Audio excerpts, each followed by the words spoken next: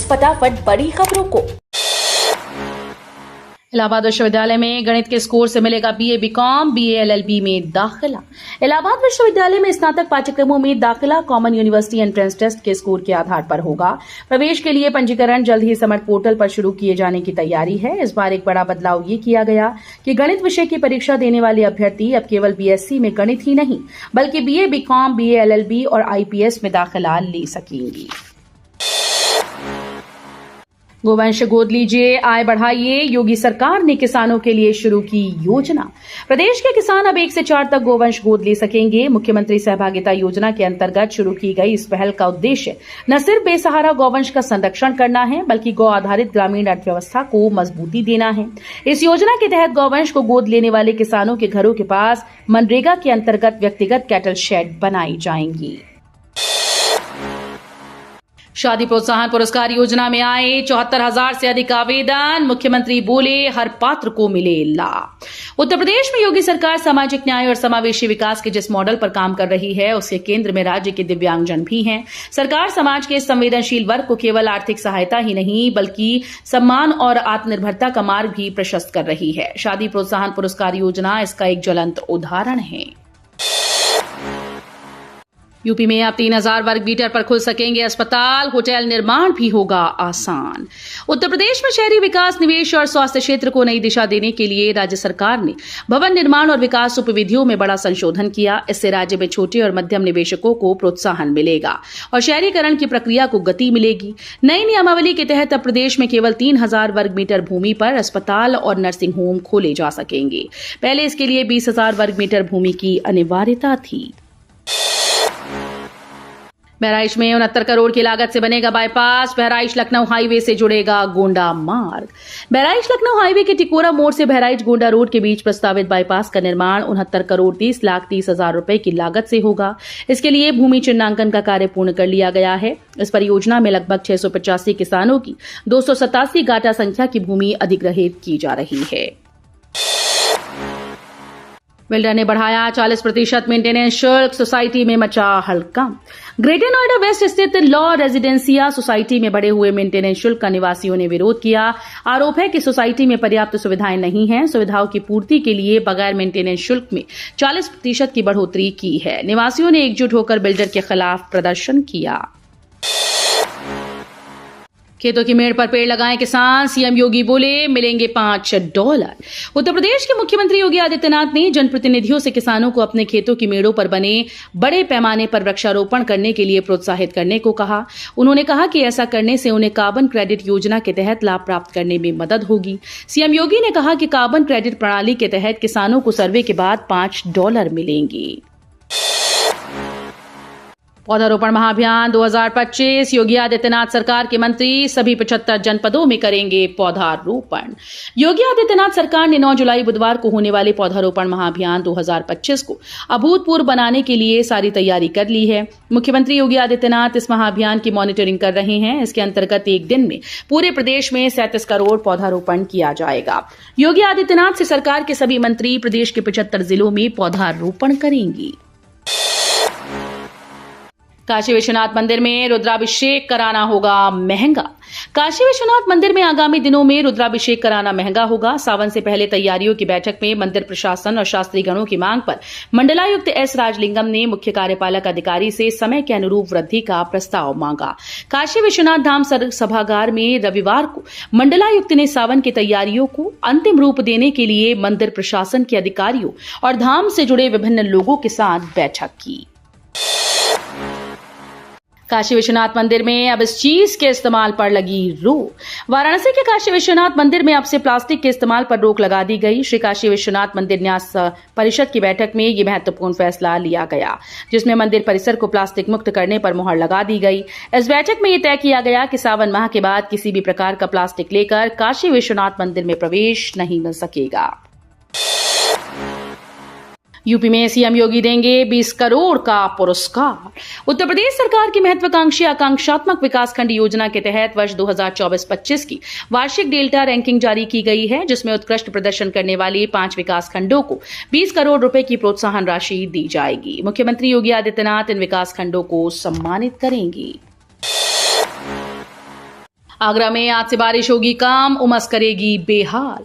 UP में monsoon आने के बाद भी कई इलाकों में बारिश कम हो रही है। एक बार फिर से अगले 24 घंटों में कई शहरों में बारिश कम देखने को मिलेगी। वहीं ताजनगरी आगरा में आज 8 जुलाई के बाद बादल ठिठक सकते हैं। हालांकि बादलों की आवाजाही बनी रहेगी।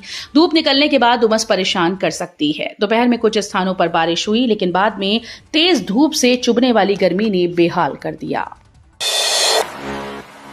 15 जुलाई तक बंद होंगे जिले के अवैध प्राथमिक विद्यालय। शिक्षा निदेशक ने मांगी कार्रवाई रिपोर्ट। बाराबंकी जिले में कक्षा 1 से 8 तक संचालित अवैध स्कूल पर अब शासन ने सख्ती दिखानी शुरू कर दी। वर्षों से बंद कमरों में या जर्जर इमारतों में संचालित हो रहे मान्यता रहित इन शिक्षण संस्थानों पर अब ताले पड़ने तय हैं। शिक्षा निदेशक प्रताप सिंह बघेल ने जिलाधिकारी और जिला बेसिक शिक्षा अधिकारी को सख्त निर्देश जारी करते हुए 15 जुलाई 2025 तक जिले के सभी बिना मान्यता वाले स्कूल्स को बंद करने का आदेश दिया। बरेली को मिली 2 नई सौगातें। बदायूं रोड और नवाबगंज में बनेंगे रोडवेज बस अड्डे। शहरवासियों को आवागमन की बेहतर सुविधा देने की दिशा में बड़ा कदम उठाते हुए बरेली के नवाबगंज और बदायूं रोड क्षेत्र में 2 नए रोडवेज बस अड्डों का निर्माण होने जा रहा है। जिला प्रशासन ने दोनों जगहों पर कुल 5 एकड़ जमीन चिन्हित कर दी और उसे रोडवेज विभाग को हस्तांतरित करने की प्रक्रिया शुरू कर दी। यूपी में होटल ढाबा संचालकों की पहचान के मुद्दे पर बोले राकेश टिकैत। उत्तर प्रदेश में कांवड़ यात्रा से पहले ढाबों और होटल्स पर संचालकों की पहचान उजागर करने का मामला तूल पकड़ता जा रहा है। अब इस मुद्दे पर भारतीय किसान यूनियन के राष्ट्रीय प्रवक्ता राकेश टिकैत का बयान सामने आया। यूपी के हर गांव का बच्चा बनेगा शुभांशु शुक्ला। योगी सरकार तैयार कर रही अंतरिक्ष वैज्ञानिकों की पौध।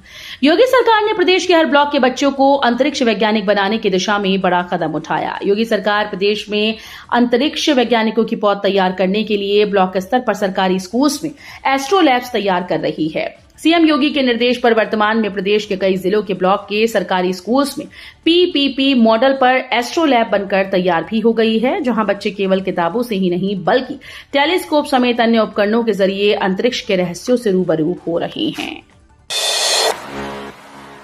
यूपी में जल जीवन मिशन को भ्रष्टाचार का ग्रहण। यूपी में जल जीवन मिशन के तहत बनी पानी की टंकियां भ्रष्टाचार की भेंट चढ़ रही हैं। हाल ही में कासगंज में पानी की टंकी गिरी थी। टंकी गिरने का कारण घटिया सामग्री का इस्तेमाल होना बताया गया। मामले में आरोपी ठेकेदार को गिरफ्तार भी कर लिया गया। इससे पहले सीतापुर में पानी की टंकी गिरी थी। यूपी के छात्रों के लिए खुशखबरी। इस तारीख को सीधे खाते में पहुंचेगी छात्रवृत्ति। उत्तर प्रदेश के स्कूली छात्रों के लिए खुशखबरी है। 2 अक्टूबर को सीधे उनके खाते में स्कॉलरशिप पहुंच जाएगी। दरअसल मुख्यमंत्री योगी आदित्यनाथ के निर्देश पर अल्पसंख्यक कल्याण मंत्री ओम प्रकाश राजभर, समाज कल्याण राज्य मंत्री असीम अरुण, पिछड़ा वर्ग कल्याण राज्य मंत्री नरेंद्र कश्यप और अल्पसंख्यक कल्याण राज्य मंत्री दानिश आजाद अंसारी ने विभागीय अधिकारियों के साथ बैठक की। सूबे में सबसे ज्यादा एयरोब्रिज वाला एयरपोर्ट बना प्रयागराज। वाराणसी में है इससे कम। प्रयागराज एयरपोर्ट के नाम एक विशेष उपलब्धि दर्ज हो गई। सिर्फ घरेलू उड़ान संचालित करने वाले प्रदेश के सभी एयरपोर्ट में प्रयागराज प्रदेश का पहला ऐसा एयरपोर्ट हो गया है जहां एयरोब्रिज की संख्या 6 हो गई। एयरोब्रिज की संख्या के मामले में संगम नगरी का एयरपोर्ट वाराणसी के लाल बहादुर शास्त्री इंटरनेशनल एयरपोर्ट से भी आगे है। प्रयागराज से 4 गुना से अधिक फ्लाइट होने के बावजूद वाराणसी में एयरोब्रिज की संख्या सिर्फ 4 है। बीएचयू विश्वनाथ मंदिर में रुद्राभिषेक से हुआ सत्रारंभ। डीन और कुलपति ने एक साथ की पूजा। बीएचयू स्थित विश्वनाथ मंदिर में रुद्राभिषेक का सत्रारंभ हुआ। सोमवार से सत्र 2025-26 में 20,000 से ज्यादा छात्र और छात्राओं की कक्षाएं शुरू हुई। वहीं यूजी और पीजी के पहले सेमेस्टर की कक्षाएं सितंबर से शुरू होने का अनुमान है। बीएचयू विश्वनाथ मंदिर में कार्यवाहक कुलपति प्रोफेसर संजय कुमार के साथ धरना प्रदर्शन कर आईएमएस के डीन बने प्रोफेसर संजय गुप्ता भी पूजा करते दिखाई दिए। उन्होंने वादा निभाया। सरकार के हस्तक्षेप के बाद स्कूल लौटी छात्रा ने सीएम योगी को दिया धन्यवाद। 4 महीने पहले आर्थिक तंगी के कारण पढ़ाई छोड़ने को मजबूर हुई कक्षा 7 की छात्रा पंखुड़ी त्रिपाठी सोमवार को स्कूल लौट आई। कुछ दिनों पहले उसकी कहानी सरकार और विपक्ष दोनों के लिए राजनीतिक चर्चा का विषय बन गई थी। 1 जुलाई को गोरखपुर मंदिर में मुख्यमंत्री योगी आदित्यनाथ के जनता दर्शन के दौरान सरस्वती शिशु मंदिर की छात्रा ने फीस माफी की गुहार लगाई थी। उसकी गुहार से प्रभावित होकर योगी ने आश्वासन दिया कि उसकी पढ़ाई बाधित नहीं होगी। योगी सरकार के मंत्री की घोषणा, कानपुर देहात का नाम बदला जाएगा, मिलेगी पहचान।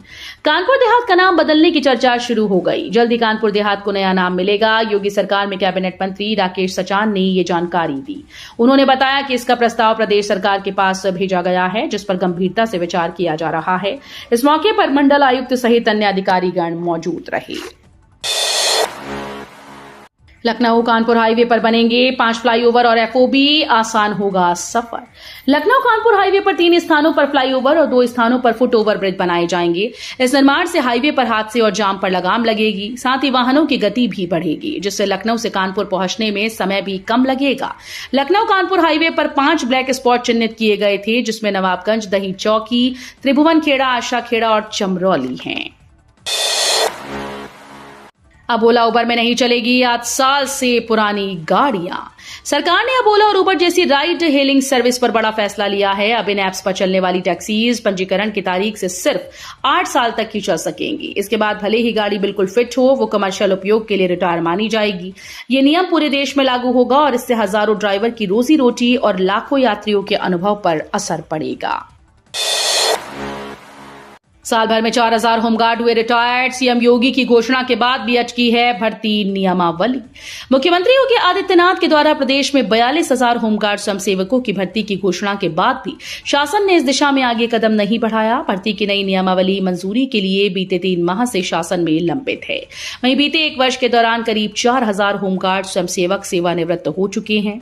इसकी वजह से होमगार्ड संगठन कर्मियों की कमी से जूझ रहा है।